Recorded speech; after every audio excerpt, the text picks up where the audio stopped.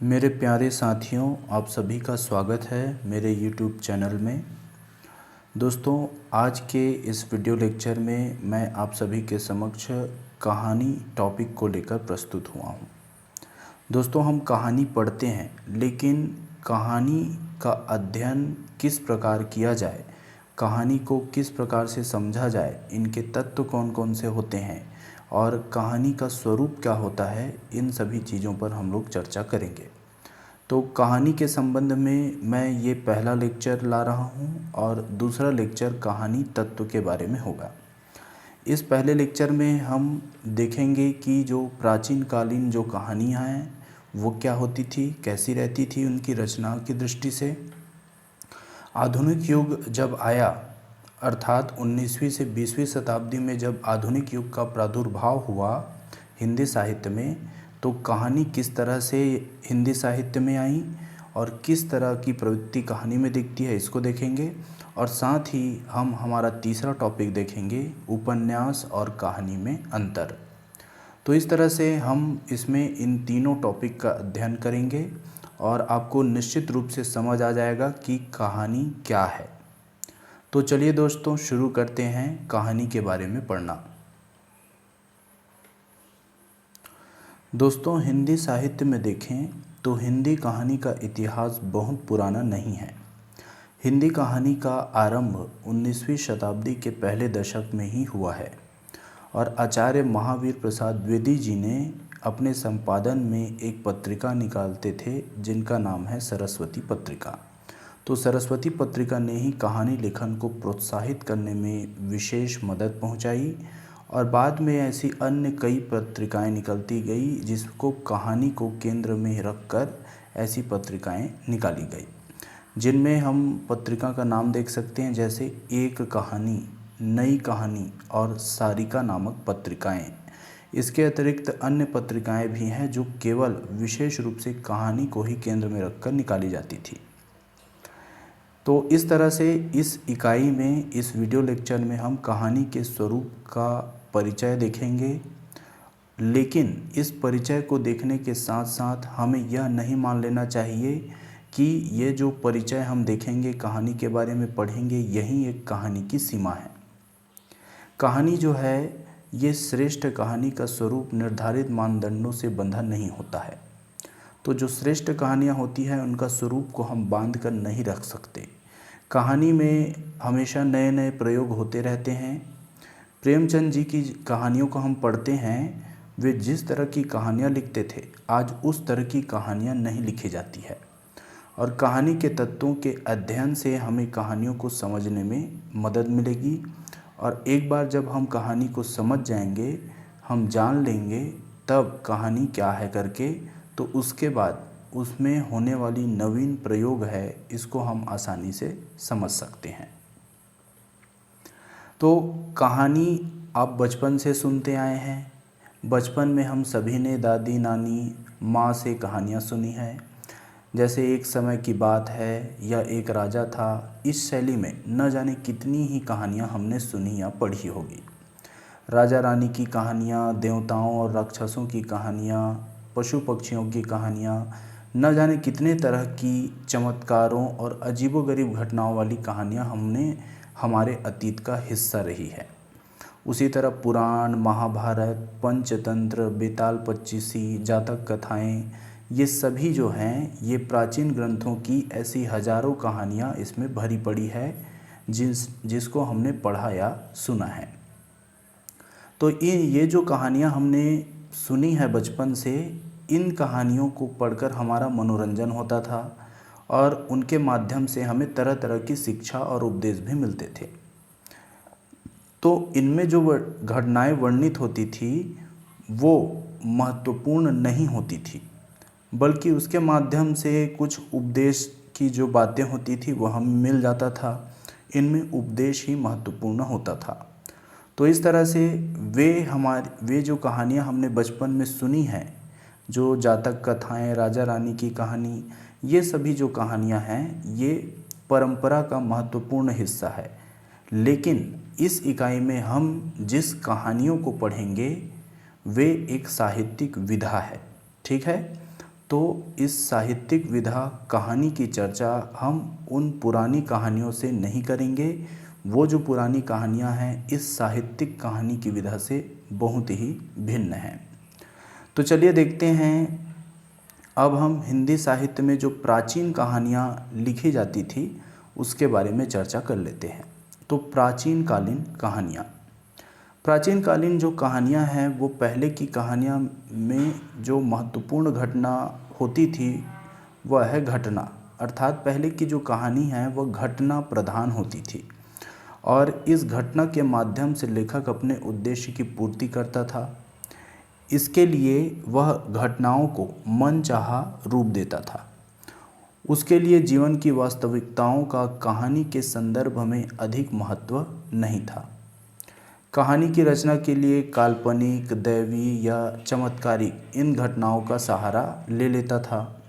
लेकिन आज जो कहानियाँ लिखी जाती है इसमें जो कहानीकार है वह कहानी की रचना करते हुए जीवन के प्रत्येक अंग पर गहरा विचार करता है और वह इस बात का ध्यान रखता है कि जिस कहानी की रचना वो कर रहा है वह अवास्तविक नहीं लगना चाहिए, अर्थात वह जीवन से जुड़ा होना चाहिए, वास्तविक होना चाहिए और वो जो चरित्र वह निर्मित कर रहा है वह जीते जागते इंसान की तरह लगे। यह भी आज का जो कहानीकार है वह सोचता है। तो जो कहानीकार है उसके द्वारा ऐसे कार्य संपन्न जो उनके पात्र रहते हैं कहानी में, इसके द्वारा ऐसे कार्य संपन्न नहीं करा सकता जिसे करना मनुष्य के लिए असंभव है। तो आज की जो कहानियाँ होती है वो सामान्य मनुष्य को अपना जो है पात्र बनाते हैं कहानी का और सामान्य मनुष्य की तरह ही उस कहानी के पात्र रहते हैं। तो निश्चय ही यह बहुत बड़ा फर्क है पहले की कहानी में और आज की कहानी में।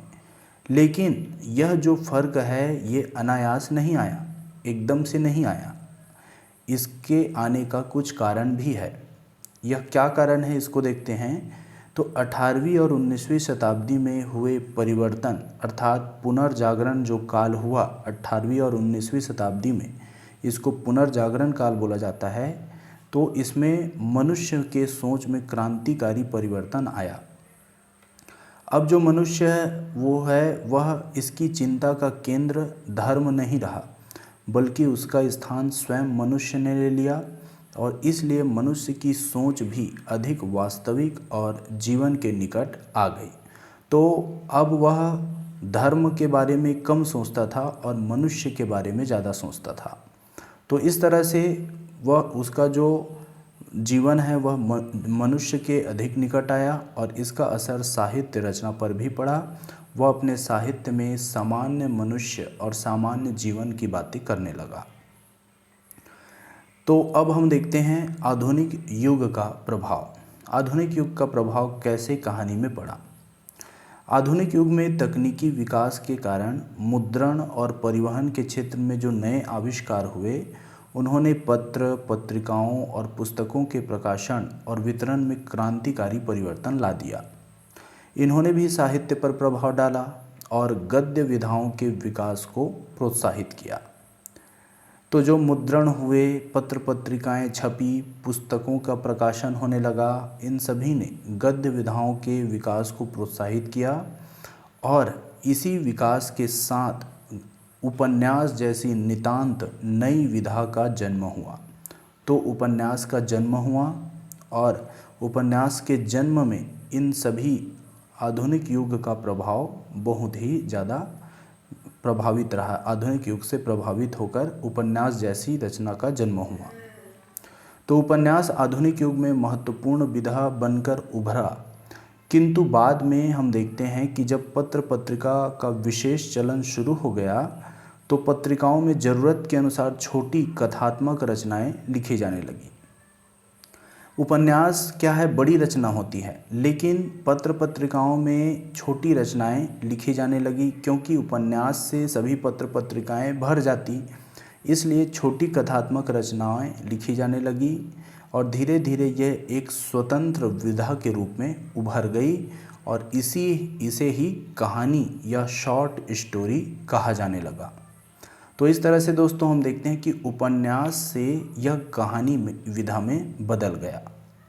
इस दृष्टि से आज की जो कहानी है वह पुरानी विधा नहीं है। हम देखते हैं जो साहित्यिक कहानी है हिंदी की वह अधिक पुरानी नहीं है। इसमें हम देखते हैं कि जो उपन्यास की तरह आधुनिक ढंग की जो कहानियां हैं वह पश्चिम में पहले लिखी गई, अर्थात यूरोपीय देशों में पहले कहानियां लिखी गई। उपन्यास और कहानी दोनों का सृजन सबसे पहले पश्चिम देशों में हुआ। यूरोप और अमेरिका की कहानीकारों ने कहानी विधा को नवीन रूप दिया और कहानी की लोकप्रियता के साथ साथ उसके स्वरूप में भी परिवर्तन हुए। कहानी की रचना प्रक्रिया पर भी विचार किया गया कि कहानी कैसे होनी चाहिए, और यह विचार हुआ कि कहानी क्या है, कहानी का मानव जीवन से क्या संबंध है, उसकी रचना क्या क्या उद्देश्य है, और क्या यह पाठकों को प्रभावित करती है तो कैसे प्रभावित करती है, और क्या कहानी से मनोरंजन होता है या इसे किसी महत्व उद्देश्य की पूर्ति के लिए लिखा जाता है। तो कहानी घटना प्रधान होती है या चरित्र प्रधान या और कुछ। और ये सवाल जो आए, और फिर यह भी सवाल था कि उपन्यास और कहानी में जो कि लगभग एक से लगते हैं, ये दो अन्य अलग अलग विधाएं हैं और ये किन अर्थों में एक दूसरे से भिन्न हैं। क्या हम देखते हैं कि जो उपन्यास और कहानी में केवल आकारगत भेद हैं या कुछ अन्य भेद भी हैं जो ज़्यादा महत्वपूर्ण हैं और जिनके कारण ही उपन्यास और कहानी भिन्न भिन्न विधाएं मानी जाती है। तो इस तरह से कुछ प्रश्न आए उपन्यास से, अगर जब कहानी बन गया तो कि उपन्यास और कहानी में क्या भेद है। तो इसको हम देखते हैं उपन्यास और कहानी में अंतर को। उपन्यास और कहानी में सबसे बड़ा फर्क यह होता है कि जो उपन्यास होता है इसमें जीवन का व्यापक चित्रण किया जाता है, अर्थात संपूर्ण जीवन के बारे में लिखा जाता है। लेकिन कहानी होती है इसमें जीवन के व्यापक चित्रण की गुंजाइश नहीं होती है। कहानीकार जो होता है वह जीवन के किसी एक खंड को या एक घटना को या किसी एक अनुभव को कहानी का आधार बनाता है, जबकि उपन्यासकार एक साथ कई घटनाओं और अनुभव को अपने उपन्यास में प्रस्तुत करता है। तो निश्चय ही यही मूलभूत अंतर है जिसके कारण शेष अंतर भी स्वतः ही आ जाते हैं। तो इसमें आकारगत भेद जो है इसको हम देख सकते हैं, और इसमें जो जीवन का चित्र उतारने का जो स्वरूप है इसको भी देख सकते हैं कि उपन्यास में संपूर्ण जीवन का चित्रण होता है, जबकि कहानी में किसी एक घटना का बस चित्रण किया जाता है। हम देखते हैं कि जबकि रचनाकार के जीवन की किसी एक घटना या छोटे खंड का चित्रण करेंगे तो उसके साथ ही उस घटना का अनुभव से जुड़े पात्रों की संख्या भी स्वतः सीमित हो जाएगी। तो कहानी में हम देखते हैं कि अगर छोटा खंड का, छोटे घटना का अगर चित्रण करेंगे तो इससे जुड़े जो पात्र है इसकी भी संख्या कम हो जाएगी, और उसके लिए घटनाओं की विस्तृत विवरण या छोटे से छोटा ब्यौरा देने की गुंजाइश नहीं रहेगी।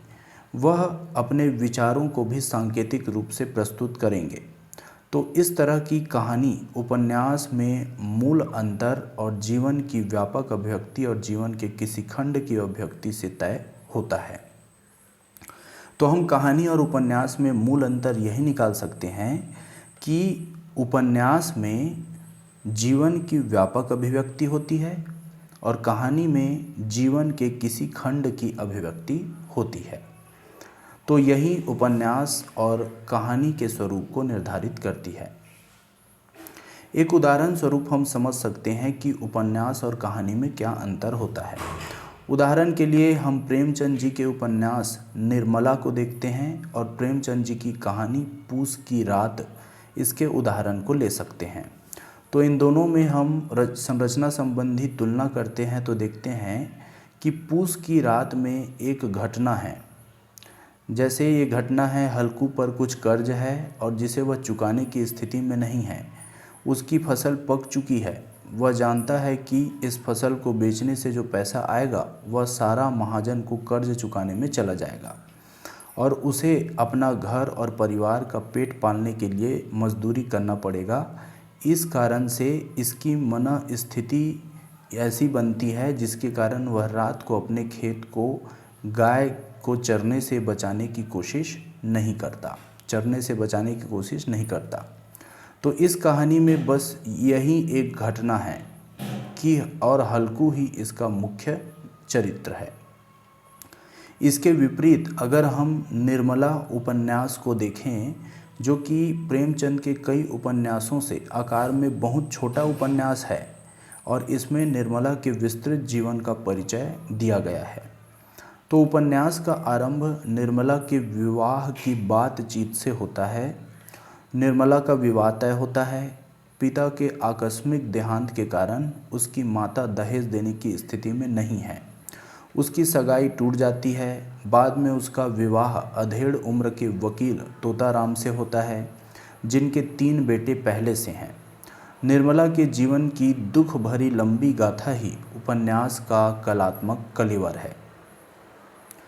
इसमें बताया गया है कि उसके सौतेले बेटे की मृत्यु, दूसरे बेटे द्वारा आत्महत्या कर ली जाती है, तीसरे का घर से भाग जाना, बेटी का जन्म, भयानक गरीबी और इतनी विपदाओं से जूझती हुई निर्मला की मृत्यु के साथ ही यह उपन्यास का अंत हो जाता है। तो जहां हम देखते हैं कि यहाँ निर्मला के जीवन का व्यापक चित्रण उपन्यास में हुआ है और निर्मला उपन्यास की नायिका निर्मला है, लेकिन इसके अतिरिक्त भी कई पात्र हैं जो कम महत्वपूर्ण नहीं है, जबकि हम कहानी में देखते हैं कि कोई एक पात्र ही महत्वपूर्ण होता है। तो उपन्यास में एक के बाद एक कई घटनाएं आती है और कथा के मूल कथ्य को संपुष्ट करती है। तो उपन्यास में हम देखते हैं कि एक मुख्य कथा के अतिरिक्त उसको संपुष्ट करने वाली अन्य गौण कथाएं भी रहती है, जबकि कहानी में ऐसा नहीं होता। कहानी में केवल एक ही कथा रहती है। तो कहानी की अपेक्षा में उपन्यास पर्याप्त विस्तृत है और कई वर्षों के लंबे कालखंड में उपन्यास फैला हुआ है, जबकि पूस की रात कहानी केवल एक ही रात की कहानी है। तो इन दोनों उदाहरणों से स्पष्ट हो जाता है कि कहानी और उपन्यास में अंतर सिर्फ आकारगत नहीं वरन संरचनागत है और हम इसे पहचान सकते हैं। आचार्य हजारी प्रसाद द्विवेदी के शब्दों में हम कहानी को परिभाषित कर सकते हैं कि उपन्यास में जहाँ पूरे जीवन की नाप जोख होती है, वहाँ कहानी में उसकी सिर्फ एक झांकी मिलती है। मानव जीवन के किसी पहलू पर या उसमें घटित किसी एक घटना पर प्रकाश डालने के लिए छोटी कहानी लिखी जाती है। तो इस तरह से किसी घटना या किसी पहलू पर प्रकाश डालने के लिए एक कहानी लिखी जाती है, जबकि उपन्यास में पूरे जीवन का नापजोख होता है। यह हजारी प्रसाद द्विवेदी जी कहते हैं। तो इस तरह से हम कहानी के बारे में क्या मुख्य बात समझते हैं, इसको हम लोग देखते हैं। तो कहानी पर विचार करते हैं हम, तो उसमें निम्नलिखित बातें रहती है। तो आप इसको कहानी की विशेषता भी समझ सकते हो। तो कहानी में कोई ना कोई घटना या कार्य व्यापार अवश्य होता है और ये जो घटनाएं या कार्य व्यापार होती है वह मानव जीवन से संबंधित होती है। कहानी में प्रस्तुत घटना किसी न किसी स्थान और काल में घटती है। जिनके जीवन की कथा सुनाई जा रही है कहानी में, वे प्रायः आपस में और कभी खुद से अपने से बातचीत करते हैं। इसके साथ ही प्रत्येक कहानीकार का कहानी कहने का अपना अपना अलग ढंग भी होता है। और आखिरी है, कहानीकार के सामने कहानी लिखने का कोई ना कोई कारण अवश्य होता है। तो इस तरह से हमने दोस्तों कहानी के बारे में स्पष्ट रूप से समझ लिया और आशा करता हूँ आपको कहानी का जो विशेषता है यह अच्छे से समझ आ गया होगा। साथ ही आपने उपन्यास और कहानी में अंतर को भी जान लिया होगा। तो दोस्तों नेक्स्ट लेक्चर में हम कहानी के तत्वों को बहुत ही विस्तृत रूप से देखेंगे और समझने का प्रयास करेंगे। तो आज के लिए इतना ही। धन्यवाद।